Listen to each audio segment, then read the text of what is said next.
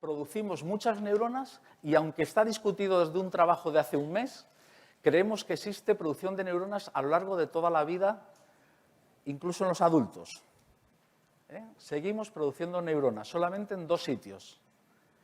Pero es un proceso conocido. Entonces, primero, producimos muchas neuronas, neurogénesis, ya hay neurogénesis adulta.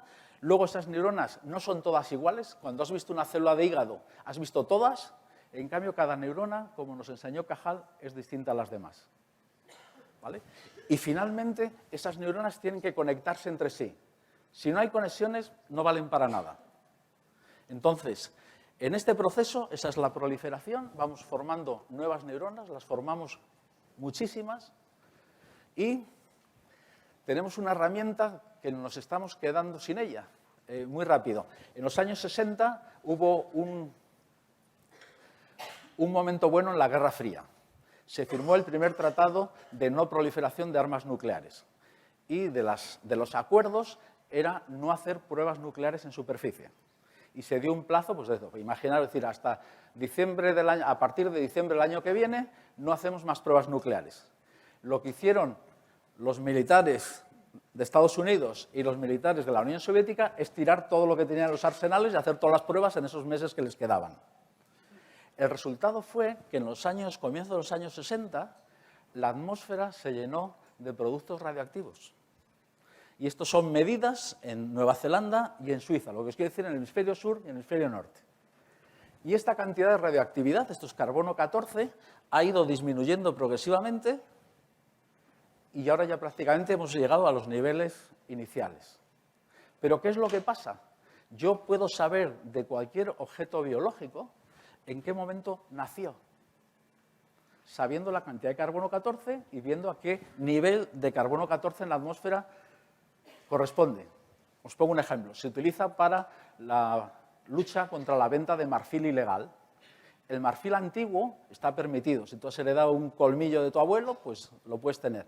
Pero si es un elefante que le han matado reciente, ese colmillo va a tener un nivel mediano. Y entonces sabemos que es un marfil ilegal. Bueno, la ventaja de esto es que hemos podido saber el origen de las neuronas de un cerebro. Y lo que hemos visto, como os decía, es que hay neuronas que han nacido en los adultos. Y luego también podemos comentar si queréis alguna cosa. Entonces, hay neurogénesis en el adulto. Esta es una imagen de mi grupo. Esto es a lo que nos dedicamos. Esto es una neurona que viene de otro animal, de un animal que es verde. Hemos sacado células madre y las hemos puesto en un animal receptor que pierde neuronas. Entonces, lo que esto nos dice es que a partir de células madre podemos conseguir algunas neuronas en un cerebro adulto. Y esa es nuestra línea de trabajo. Tiene dificultades, son pocas neuronas, solo en algunas zonas, pero se ha abierto una puerta de la que tenemos esperanza y prudencia también, ¿vale? Bueno, una vez que se han formado esas neuronas, se empiezan a establecer conexiones. Y el punto es que se establecen, como os pongo ahí, 1 millón de conexiones, pero os falta la segunda parte, que es por segundo. O sea, estamos hablando de billones de conexiones a lo largo de ese desarrollo infantil. Claro, todas esas conexiones, el cerebro tiene un sistema, produce en exceso de neuronas, en exceso de conexiones, y luego hace una poda. Las conexiones que no sean funcionales, las neuronas que no sean funcionales, las elimina.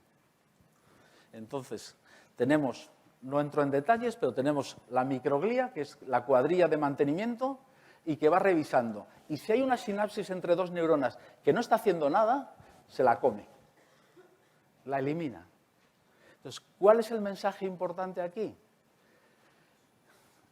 Cuanto más ricas sean las experiencias, cuanto más rico sea el ambiente, luego os traeré una imagen para esto, va a haber más conexiones y ese cerebro va a ser más complejo y más rico también. Dicho de otras maneras, tenemos que exponer, someter, incorporar a los niños a un ambiente lo más enriquecido posible de estímulos, de todo tipo, y en el que los niños tenemos que intentar pensar que no sea un componente pasivo, sino un componente activo de ese proceso. No solo es que le pongas música y muñecos que se mueven de colores, sino que él pueda participar en la mayor medida posible. Bueno, esto simplemente ver cómo estas sinapsis inactivas, y aquí la microglía, cómo está haciendo que esas sinapsis que no son eficaces desaparezcan. Curiosamente, los niños que tienen autismo tienen más neuronas y más sinapsis que los niños sin autismo. ¿Vale? Entonces se supone que este proceso de poda funciona peor. Ese perfil va a ir teniendo distintos objetivos. Lo primero van a ser sistemas sensoriales, porque lo que necesitamos es información de lo que nos rodea. Y el niño lo primero que tiene que hacer es ver, escuchar, oler, tocar. Esa es la primera parte. La siguiente va a ser trabajar ese lenguaje básico, porque es lo que vamos a empezar y va a empezar a decir tatá y papá y mamá y lo que sea.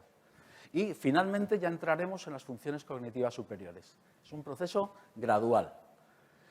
Bueno, otro tema es que muchas veces estos estudios empezamos en el momento del nacimiento y terminamos en la infancia. No es así. El proceso de construcción y de aprendizaje empieza en el útero. Y la formación del cerebro se extiende hasta la vida adulta. Os pongo un ejemplo. La corteza prefrontal, que hablábamos antes, control de impulsos, por ejemplo, se supone que es de las regiones que más tardan en madurar. Se dice que hasta los 20 años. Entonces, ¿qué es lo que quiere decir? Pues que encaja, entre otros motivos, que los adolescentes tengan mal control de impulsos. Porque la zona encargada de eso no ha terminado su proceso de formación, de maduración. Y si a eso unimos problemas como escasez de horas de sueño, cambios hormonales, etcétera, etcétera, pues tenemos la tormenta perfecta que algunos conocéis, ¿no?